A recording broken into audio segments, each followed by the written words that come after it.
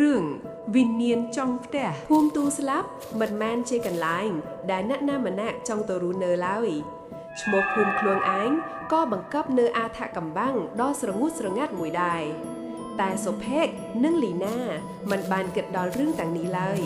នៅពេលពួកគេសម្រេចចិត្តទៅរស់នៅទីនោះបណ្ដោះអាសន្នដើម្បីរៀបចំផ្ទះរបស់យាយសុភ័ក្រដែលទៅនឹងលាចាកលោកផ្ទះឈើដ៏ចំណាស់នោះឈើច្រងៅឯកានៅលើទួលមួយដែលហ៊ុំព័ទ្ធដោយដើមឈើធំត្របាញ់គួរឲ្យខ្លាចហាក់បីដូចជាត្រូវបានធម្មជាតិចង់លេបត្របាក់វាទៅវិញពេលពួកគេទៅដល់ដំបងពន្លឺថ្ងៃចុងក្រោយនៃថ្ងៃរសៀលបានចាំងតិចលើដំបូលប្រក់ក្បៀងបុរាណដែលបែកបាក់ជាច្រើនកន្លែងផ្ទះនេះមានរបងឈើដែលបាក់បែកនិងគុម្ពោតព្រៃដុះគ្រប់ទិសទីអូយពិតជាស្ងាត់ដល់ម្លឹងផងនឹងបងសុផាលីណានិយាយតាំងរងាខ្លួនបើទោះជាអាកាសធាតុមិនត្រជាក់ប៉ុន្មានក៏ដោយសុភ័ក្រលូកដៃទៅកាន់ដៃភរិយាថ្នមមិនអីទេអូនយើងគ្រាន់តែមកសម្អាតវារៀបចំលក់ទៅវិញទេសុភ័ក្រមានទំនាក់ទំនងមិនសូវល្អជាមួយយាយរបស់គេប៉ុន្មានទេកាលនៅរស់ក៏ជាស្ត្រីចំណាស់ម្នាក់ដែលជឿរឿងអបិយជំនឿយ៉ាងខ្លាំងរហូតដល់អ្នកភូមិមួយចំនួនចាត់ទុកគាត់ជាមនុស្សឈ្មោះស្ត្រី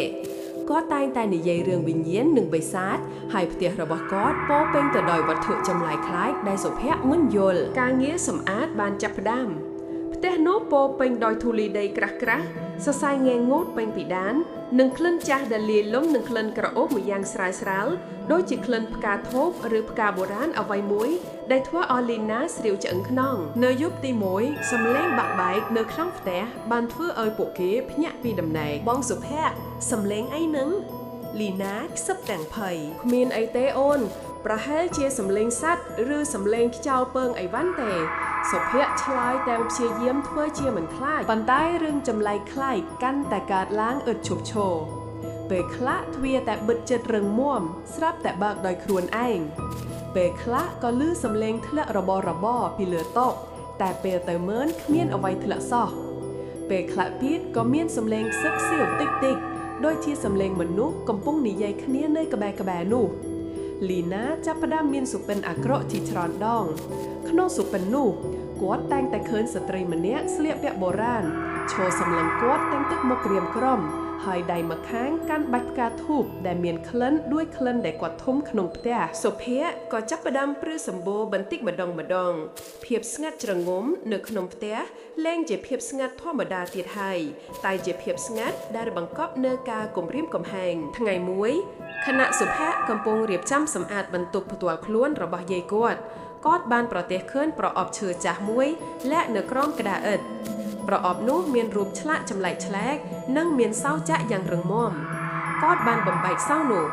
នៅខាងក្នុងមានសៀវភៅកំណត់ហេតុចាស់ទ្រុឌទ្រោមមួយវត្ថុសក្ការៈចម្លែកឆ្លែកមួយចំនួននិងសក់មួយបាច់ដែលចងនឹងខ្សែអំបោះក្រហមសុភ័ក្រចាប់ផ្ដើមអានសៀវភៅកំណត់ហេតុនោះវាជាកំណត់ហេតុរបស់យាយគាត់អក្សរក្នុងកំណត់ហេតុនោះចាប់ផ្ដើមពីរឿងរ៉ាវធម្មតារហូតដល់រឿងចម្លែកដែលបង្កប់នូវការភ័យខ្លាចថ្ងៃទី7 ខែមិថុនាឆ្នាំ1970ផ្ទះនេះមានអ្វីមួយដែលមើលមិនឃើញខ្ញុំបានឃើញស្រមោលមួយនៅក្បែរបង្អួចខ្ញុំបានឮសំឡេងយំតិចនៅពេលយប់ថ្ងៃទី20 ខែកក្កដាឆ្នាំ1970នាងទាមទារអ្វីមួយខ្ញុំដឹងថានាងជានរណានាងជាវិញ្ញាណនៃមេមត់ដែលស្លាប់នៅទីនេះកាលពីរាប់រយឆ្នាំមុនផ្ទះនេះត្រូវបានសាងសង់លើកន្លែងដែលនាងបានលះបង់ជីវិតដោយសារស្នេហ៍ដែលត្រូវគេក្បត់នាងត្រូវបានគេបោះបង់ចោលគ្មានបូជាសពត្រឹមត្រូវវិញ្ញាណនាងបានជាប់ក្នុងផ្ទះនេះនាងត្រូវការលះបង់នាងត្រូវការជីវិតដើម្បីរំលាយការឈឺចាប់របស់នាងសុភ័ក្រអានបន្តទាំងញ័រខ្លួនយាយរបស់គេមិនមែនឈួតទេគាត់បានដឹងរឿងនេះគ្រប់យ៉ាងកំណត់ហេតុនោះរៀបរាប់លំអិតពីពិធីបូជាផ្សេងដែលយាយសុភ័ក្របានធ្វើដើម្បីទប់ទល់នឹងវិញ្ញាណនោះយាយគាត់បានប្រើវត្ថុស័ក្តិសិទ្ធិជាច្រើននិងបានធ្វើពិធីបិទបាំងវិញ្ញាណនោះដោយប្រើកម្លាំងជីវិតរបស់គាត់ផ្ទាល់ការស្លាប់របស់យាយមានន័យថាចំណងដែលចងវិញ្ញាណនោះត្រូវបានដោះចេញហើយឥឡូវនាងបានភ្ញាក់ហើយនាងនឹងមកតាមរកយើងសុភ័ក្រអានពាក្យចុងក្រោយក្នុងកំណត់ហេតុទាំងត្រដរខ្យល់ភ្លាមនោះទ្វារបន្ទប់បានបិទដោយសំឡេងលាន់ឮកងរំពង ត្រជាក់រៀលដាលទៅបន្ទប់គាត់ងាកមើលជុំវិញស្រមូលខ្មោចរាងស្ត្រីម្នាក់បានលេចឡើងនៅគៀកបង្អួតភ្នែករបស់នាងភ្លឺក្រហមឆ្អៅក្នុងភាពងងឹតក្លិនផ្កាធូបក្រអូបម្យ៉ាងនោះកាន់តែល្វីវៃខ្លាំងឡើងរហូតដល់ធ្វើឲ្យសុផាតហត់នឹងហក់សុផាតបងសុផាតសំឡេងលីណាស្រែកពីខាងក្រៅសំឡេងនោះហាក់ដូចជាតក់ស្លុតយ៉ាងខ្លាំងសុភ័ក្ររត់ទៅបើកទ្វារបន្ទប់គាត់ឃើញលីណាអង្គុយស្រែកយំនៅកណ្ដាលផ្ទះបាយទាំងមុខមាត់ស្លេកស្លាំងអូនឃើញបងនៅខាងក្រៅបង្អួចតែបងមិនឆ្លើយអូនសោះលីណានិយាយទាំងយំរៀបរាប់សុភ័ក្រស្រាវឆ្អឹងក្នុងបងនៅក្នុងបន្ទប់យាយតាំងពីដើមមកបងមិនបានចេតនាទេពួកគេសម្លឹងមើលគ្នាទាំងភ័យខ្លាចវិញ្ញាណនោះមិនមែនត្រឹមតែឡងបន្លាយទេវាថែមទាំងចេះបន្លំខ្លួនធ្វើត្រាប់តាមមនុស្សទៀតផងយប់នោះពួកគេដេកមិនលក់ឡើយផ្ទះទាំងមូលហាក់បីដូចជារស់រវើកសំឡេងដើរអូសជ្រឹងពីបន្ទប់មួយទៅបន្ទប់មួយទៀត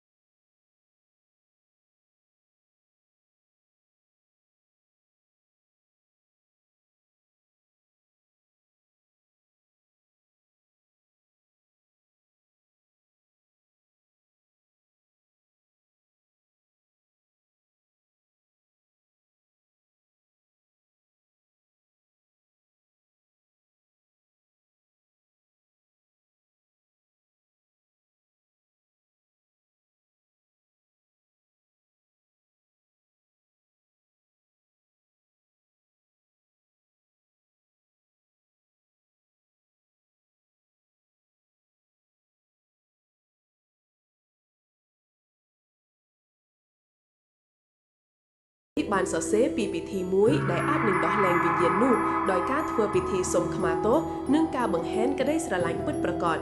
នាងពៅត្រូវការស្នេហាដែលនាងបានបាត់បង់នៅពេលតួពួកគេត្រឡប់ទៅផ្ទះវិញភាពភ័យខ្លាចបានឡើងដល់កម្រិតខ្ពស់បំផុតភ្លើងក្នុងផ្ទះបានរលត់ដោយខ្លួនឯងសំឡេងយំសោកលាយលឹមនឹងសំឡេងសើចយ៉ាងព្រឺព្រួចបានលាន់លឺពីគ្រប់ទិសទីរបស់របរក្នុងផ្ទះបានហោះស្ពើងផ្ដាស់ផ្ដាលកុំជាយាមធ្វើអីឥតប្រយោជន៍សំឡេងស្រីម្នាក់បានលាន់លឺច្បាស់តែមិនឃើញរូបគ្មាននរណាអាចដោះលែងខ្ញុំបានទេខ្ញុំបានស្លាប់ដោយសារកាយឈឺចាប់ហើយខ្ញុំនឹងបន្តធ្វើឲ្យអ្នករាល់គ្នាឈឺចាប់ដូចខ្ញុំដែរលីណាបានស្រែកឡើងកុំមកប៉ះពាល់យើងភ្លាមនោះស្រមោលខ្មៅមួយបានលេចឡើងនៅពីមុខលីណាភ្នែកក្រហមឆ្អៅនោះបានសម្លឹងគាត់ចំសុភ័ក្របាននឹកឃើញអ្វីមួយក្នុងកំណត់ហេតុរបស់យាយបានសរសេរថា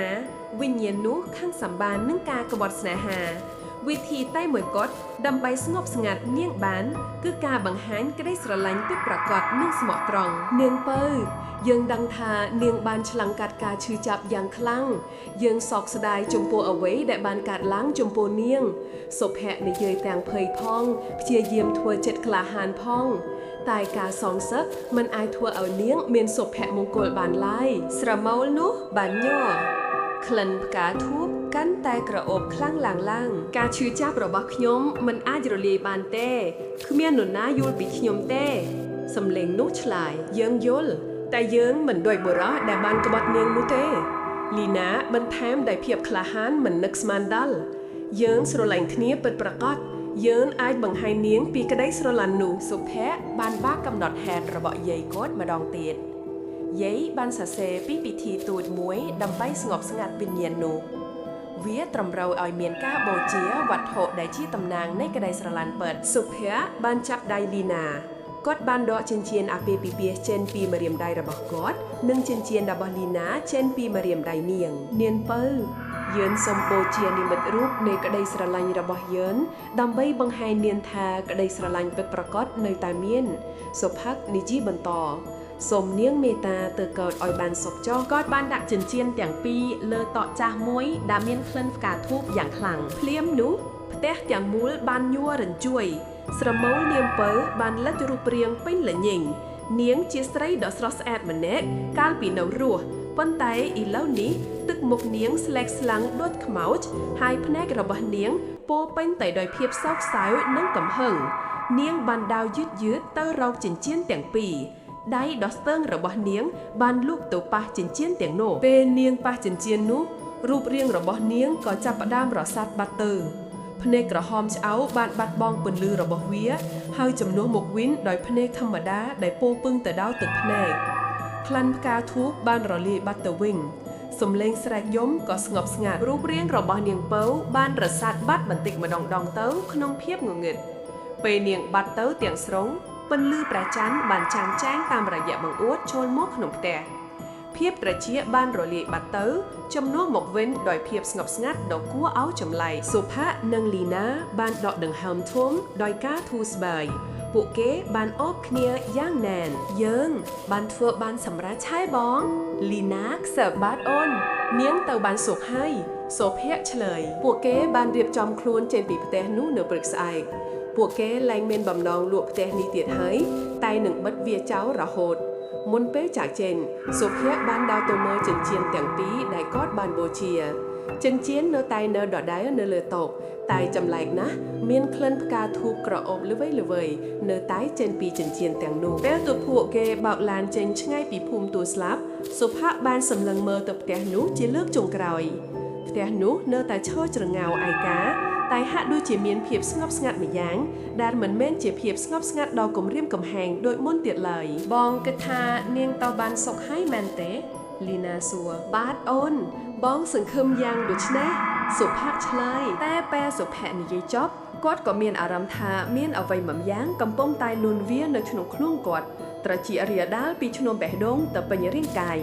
គាត់បានងាកទៅមើលកញ្ចក់ឡានរូបភាពរបស់គាត់នៅក្នុងកញ្ចក់ហាក់ដូចជាមានស្រមោលស្រីម្នាក់លឹបនៅខាងក្រោយគាត់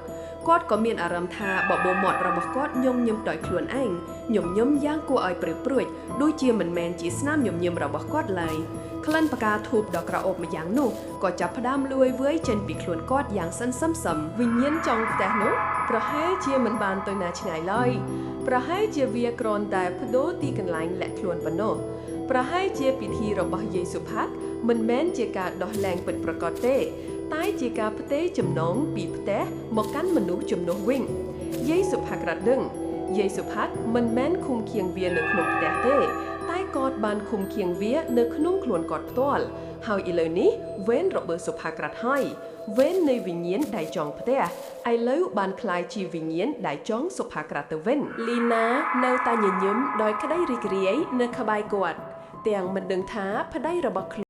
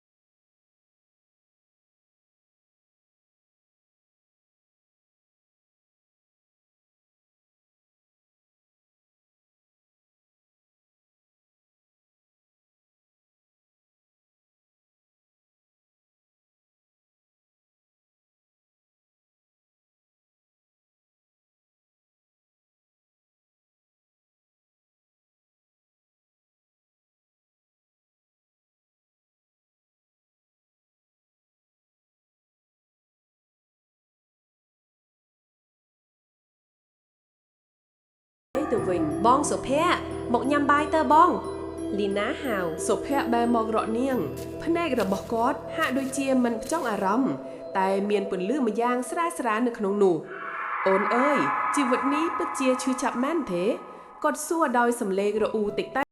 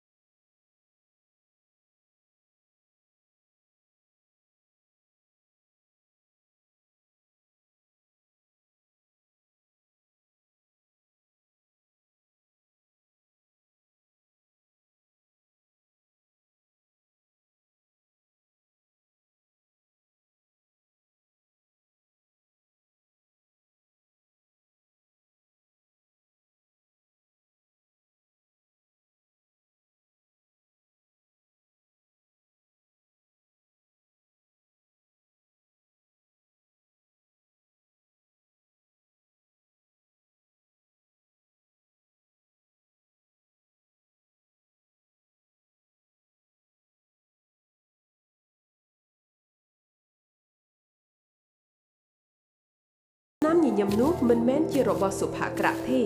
វាជាស្នាមញញឹមដ៏ស្រស់ស្អាតតែស្លេកស្លាំងនិងមានបង្កប់នូវការឈឺចាប់ម្យ៉ាងអ្នកជានរ៉ាលីណាខ្សឹបទាំងភ័យខ្លាចភ្នែករបស់សុភ័ក្របានបើកយឺតភ្នែករបស់គាត់មានពន្លឺពណ៌ក្រហមតិចៗនៅក្នុងនោះខ្ញុំនៅទីនេះតាំងពីដើមមកខ្ញុំនៅជាមួយគាត់ខ្ញុំនឹងនៅជាមួយគាត់ជារៀងរហូតសំឡេងនោះមិនមែនជាសំឡេងរបស់សុភ័ក្រឡើយវាជាសំឡេងស្រីដ៏ស្រទន់តែមានបង្កប់នូវភាពត្រជាក់ស្រាវស្រើបលីណាស្ទុះងើបឡើងទាំងភ័យលុះព្រលឹងនាងដឹងហើយវិញ្ញាណនាងពៅមិនបានទៅណាឆ្ងាយឡើយវាមិនបានទៅកើតដោយសុបសាននោះទេវាបានផ្ទេរខ្លួនពីផ្ទះទៅកាន់សុភ័ក្រទៅវិញពិធីរបស់យាយសុភ័ក្រមិនមែនជាការដោះលែងទេតែជាការបញ្ជូនទៅវិញទៅមកលីណាបានទៅបើកសៀវភៅកំណត់ហេតុរបស់យាយសុភ័ក្រម្ដងទៀតនាងចាប់ផ្ដើមអានវាដោយយកចិត្តទុកដាក់បំផុតនៅទំព័រចុងក្រោយនៃកំណត់ហេតុយាយបានសរសេរនៅពាក្យមួយចំនួនដែលមិនទាន់ចប់បើនាងរកទីជម្រកថ្មីបានហើយនាងនឹងខ្លាំងជាងមុននាងនឹងមិនអាចចាកចេញបានដោយងាយៗឡើយនាងនឹងទាមទារអ្វីមួយដែលថ្លៃថ្នូរជាងការបូជានិមិត្តរូបទៅទៀត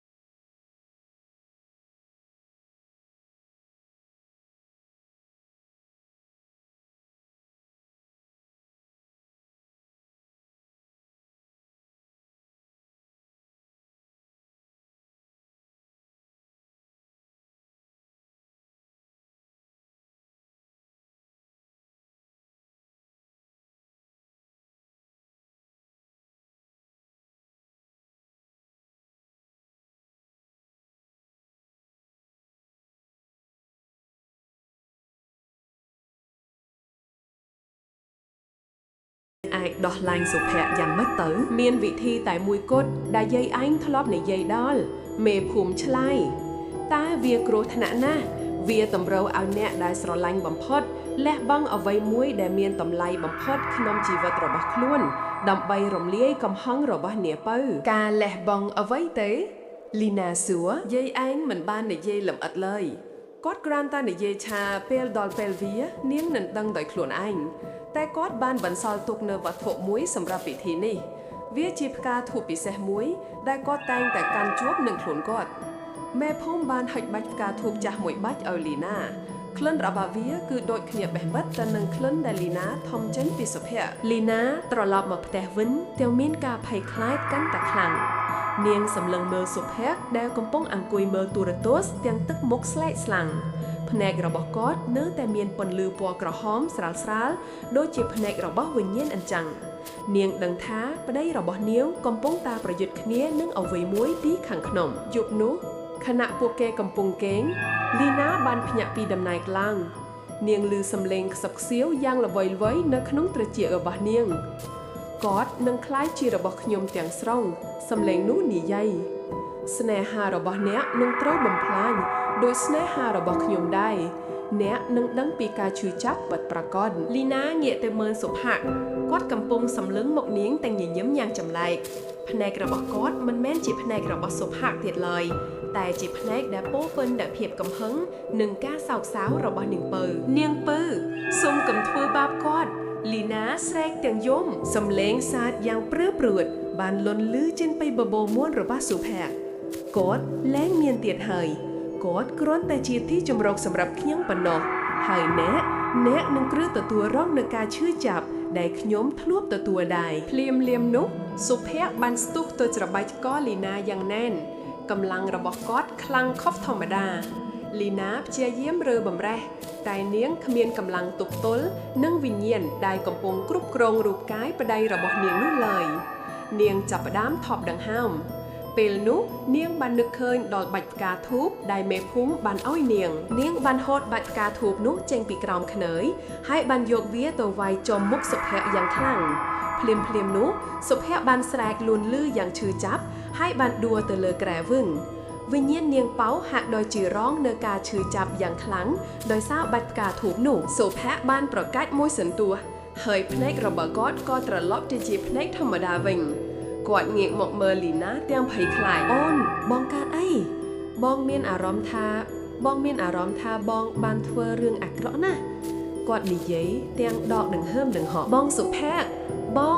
បងបានត្រឡប់មកវិញហើយលីណាអបគាត់យ៉ាងណានទាំងទឹកភ្នែកសុភ័ក្រមិនបានចាំអ្វីទាំងអស់ឡើយពីអ្វីដែលបានកើតឡើងគាត់គ្រាន់តែមានអារម្មណ៍ថាគាត់បានបាត់បង់ស្មារតីមួយសន្ទុះប៉ុណ្ណោះលីណាបានរៀបរាប់រឿងរ៉ាវទាំងអស់ឲ្យគាត់ស្ដាប់សុភ័ក្រព្រឺសម្បូរពេញខ្លួនគាត់ដឹងថាយាយរបស់គាត់មិនមែនជាអ្នកឃុំឃាំងវិញ្ញាណនៅក្នុងផ្ទះទេតែនៅក្នុងខ្លួនគាត់ផ្ទាល់វិញយើងត្រូវតែរកវិធីដោះលែងបងពីវាឲ្យបានអូនសុភ័ក្រនិយាយបងមិនអាចទ្រាំនឹងអារម្មណ៍នេះបានទៀតទេវាធ្វើឲ្យបងដូចជាឈួតអញ្ចឹងលីណាបានប្រាប់គាត់ពីអ្វីដែលមេភូមិបាននិយាយមេភូមិថាវាត្រូវការលះបង់អ្វីមួយដែលមានតម្លៃប្រពៃពីអ្នកដែលស្រឡាញ់បំផុតយាយរបស់បងបានបន្សល់ទុកនៅបាច់ផ្កាធូបនេះសម្រាប់យើងសុភ័ក្រសម្លឹងមើលបាច់ផ្កាធូបចាស់នោះក្លិនរបស់វាហាក់ដូចជាមានកម្លាំងអាថ៌កំបាំងម្យ៉ាងពួកគេបានចាប់ផ្ដើមស្រាវជ្រាវបន្ថែមទៀតត្រង់សៀវភៅកំណត់ហេតុរបស់យាយសុភ័ក្រនៅទំព័រមួយដែលគេបានលាក់យ៉ាងជិតពួកគេបានរកឃើញរូបភាពគំនូរមួយដែលបង្ហាញពីពិធីបុរាណមួយរូបភាពនោះបង្ហាញទីស្រីម្នាក់កំពុងបូជាបេះដូងរបស់ខ្លួនទៅឲ្យអាទិទេពបុរាណមួយមិនមែនបេះដូងពិតឡើយតែជានិមិត្តរូបនៃបេះដូងដែលតំណាងឲ្យក្តីស្រឡាញ់ដ៏ស្មោះត្រង់នៅក្នុងកំណត់ហេតុយាយបានសរសេរថានាងពៅមិនអាចដោះលែងដោយក្តីស្រឡាញ់ធម្មតាទេព្រោះក្តីស្រឡាញ់នោះបានក្លាយជាកំហឹងរួចទៅហើយនាងត្រូវការឃើញថាការឈឺចាប់របស់នាងត្រូវបានទទួលស្គាល់និងត្រូវបានលុបលាងដោយការលះបង់ពិតប្រាកដការលះបង់នោះមិនមែនជាជីវិតទេតែជាក្តីស្រឡាញ់ដែលមានតម្លៃស្មើជីវិតត្រូវដុតបាច់ផ្កាធូបនេះយកផ្សែងរបស់វាទៅបូជាដល់វិញ្ញាណនាងពៃជាមួយនឹងការលះបង់និមិត្តរូបនៃក្តីស្រឡាញ់របស់អ្នកទាំងពីរតាមរយៈការសច្ចាប្រណិធានដ៏ស្មោះត្រង់បំផុតចំពោះគ្នាទៅវិញទៅមកហើយសូមឲ្យនាងទៅបានសុខលីណានិងសុភ័ក្របានសម្រេចចាត់ធ្វើពិធីនេះពួកគេដឹងថានេះជាឱកាសចុងក្រោយរបស់ពួកគេបានរៀបចំពិធីនៅពេលយប់ក្រោមពន្លឺទៀនដ៏ស្រអាប់សុភ័ក្របានកាន់បាច់ផ្កាធូបនោះដោយដៃញ័រខណៈលីណាបានអ៊ុតវាឲ្យឆែក ក្លិនផ្កាធូបបានសាយភាពเป็นបន្ទប់ហើយផ្សែងរបស់វាបានហុយអណ្ដែតឡើងតែលើសុភ័ក្រនិងលីណាបានចាប់ដៃគ្នាយ៉ាងណែនភ្នែករបស់ពួកគេសម្លឹងមើលគ្នាដោយក្តីស្រឡាញ់ដ៏ជ្រាលជ្រៅបងសុភ័ក្រទោះមានអ្វីកើតឡើងបងត្រូវចាំថាអូនស្រឡាញ់បងអស់ពីបេះដូងលីណានិយាយតាំងទឹកភ្នែកបាទអូនបងក៏ស្រឡាញ់អូនខ្លាំងណាស់ដែរក្តីស្រឡាញ់របស់យើងនឹងមិនប្រែប្រួលឡើយសុភ័ក្រឆ្លើយពេលទូពួកគេនិយាយចប់ផ្សែងផ្កាធូបក៏បានប្រមូលផ្ដុំគ្នាជារូបរាងស្រីម្នាក់នៅពីមុខទូពួកគេនោះគឺនាងពៅនាងមានទឹកមុខក្រៀមក្រំតែភ្នែករបស់នាងលែងមានពន្លឺក្រហមទៀតហើយនាងសម្លឹងមើលពួកគេទាំងពីរដោយទឹកមុខឈឺចាប់អ្នកលះបង់អ្វីទៅសំឡេងរបស់នាងពៅបានលាន់ឮយ៉ាងស្រទន់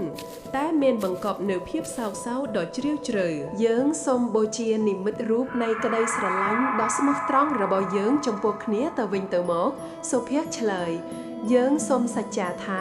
យើងនឹងមិនក្បត់គ្នាឡើយមិនថាមានឧបសគ្គអ្វីកើតឡើងឡើយក្តីស្រឡាញ់របស់យើងគឺជាបេះដូងរបស់យើងសូមឲ្យនាងពៅទទួលយកការលះបង់នេះហើយសូមនាងទៅកាន់ភពថ្មីដោយសុខសន្តិភាពចោះសូមឲ្យការឈឺចាប់របស់នាងត្រូវបានលុបលាងដោយក្តីស្រឡាញ់ពិតលីណាបន្តរូបរាងផ្សែងរបស់នាងពៅបានញ័ររញ្ជួយនាងបានលុបដៃទៅកាន់សុភ័ក្រយឺតតែមិនបានប៉ះឡើយភ្នែករបស់នាងពោពេញដោយទឹកភ្នែកដែលមើលមិនឃើញក្លិនផ្កាធូបបានកាន់តែក្រអូបខ្លាំងឡើងតែពេលនេះវាលែងជាក្លិនដែលធ្វើឲ្យព្រឺព្រួយទៀតឡើយតែជាក្លិនដែលនាំមកនូវភាពស្ងប់ស្ងាត់និងសន្តិភាពខ្ញុំទទួលយកសំឡេងរបស់នាងពៅខ្សឹបយ៉ាងស្រទន់ខ្ញុំសង្ឃឹមថាអ្នកទាំងពីរនឹងរក្សាសច្ចានេះបានជារៀងរហូតកុំឲ្យមាននរណាម្នាក់ត្រូវឆ្លងកាត់ការឈឺចាប់ដោយខ្ញុំទៀតឡើយបន្ទាប់មករូបរាងផ្សែងរបស់នាងពៅក៏បានរសាត់បាត់ទៅទាំងស្រុងក្លិនផ្កាធូបក៏បានរលាយបាត់ទៅវិញភាពត្រជាក់នៅក្នុងខ្លួនសុភ័ក្រក៏បានរលាយបាត់ដែរគាត់មានអារម្មណ៍ថាខ្លួនឯងដូចជាបានកើតជាថ្មីសុភ័ក្រនិងលីណាបានអោបគ្នាយ៉ាងណែនទឹកភ្នែកបានស្រក់ចុះពីថ្ពាល់របស់ពួកគេតែជាទឹកភ្នែកនៃក្តីរីករាយនិងការធូរស្បើយយើងរួចផុតហើយបងលីណាក់បាអូនយើងរួចផុតហើយសុភ័ក្រឆើយចាប់ពីថ្ងៃនោះមកសុភ័ក្របានត្រឡប់ទៅជាខ្លួនឯងវិញគាត់លែងមានអារម្មណ៍ចម្លែកคล้ายលែងមានសុបិនអាក្រក់ហើយក្លិនផ្កាធូបក៏លែងចេញពីខ្លួនគាត់ទៀតដែរពួកគេបានរស់នៅជាមួយគ្នាដោយសុភមង្គលតែពួកគេមិនដែលភ្លេចមេរៀនដ៏គួរឲ្យខ្លាចដែលពួកគេបានឆ្លងកាត់នោះឡើយពួកគេបានរៀនថាក្តីស្រឡាញ់ពិតប្រាកដអាចយកឈ្នះសូម្បីតែវិញ្ញាណដែលពោពេញដោយការឈឺចាប់និងកំហឹងក៏ដោយពួកគេមិនដែលត្រឡប់ទៅភូមិទូលស្លាប់វិញទេហើយផ្ទះរបស់យាយសុភ័ក្រក៏ត្រូវបានបិទចោលរហូតតែរឿងរ៉ាវរបស់នាងពៅវិញ្ញាណចុងផ្ទះនោះបានក្លាយជារឿងនិទានដ៏ព្រឺព្រួតមួយដែលគេនិទានតៗគ្នាក្នុងភូមិទូលស្លាប់រឿងដែលរំលឹកដល់មនុស្សគ្រប់រូបឲ្យចេះថែរក្សាក្តីស្រឡាញ់ឲ្យបានល្អធ្លាក់ឡន់ព្រោះតែវាត្រូវបានក្បត់ផលវិបាករបស់វាអាចនឹងអាក្រក់លើសពីការស្មានហើយអ្វីដែលសំខាន់បំផុតនោះគឺកុំឲ្យទុកឲ្យការឈឺចាប់បំផ្លាញចិត្តរបស់យើងរហូតដល់ក្លាយជាវិញ្ញាណចង់ផ្ទះចង់មនុស្សឬចង់ខ្លួនឯងជារៀងរហូត